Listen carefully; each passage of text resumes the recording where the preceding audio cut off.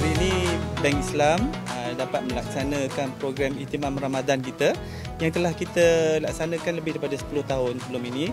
Jadi program hari ini kita buat di Masjid An-Nur di dalam Pengkalan Lumut TLDM ya, dengan kerjasama masyarakat di dalam pengkalan inilah.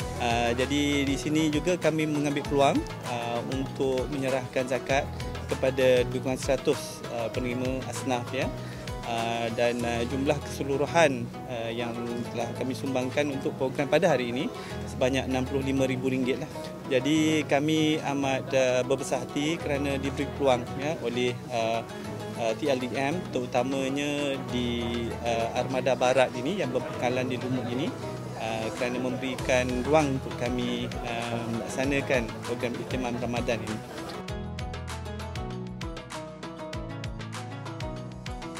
Pertama sekali saya bagi pihak TLDM merakamkan jutaan terima kasih kepada pihak Bank Islam atas kesudian mereka untuk bersama-sama memilih kami sebagai lokasi untuk program Ihtimam pada tahun ini yang mana kami amat teruja dengan kolaborasi ini.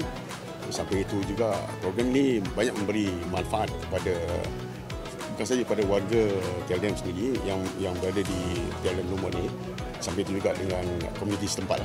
Saya percaya dengan adanya kolaborasi sedemikian, insyaAllah hubungan rapat antara TLDM dan Bank Islam ini diperkukuhkan dan insyaAllah hanya memberi berkat kepada semua.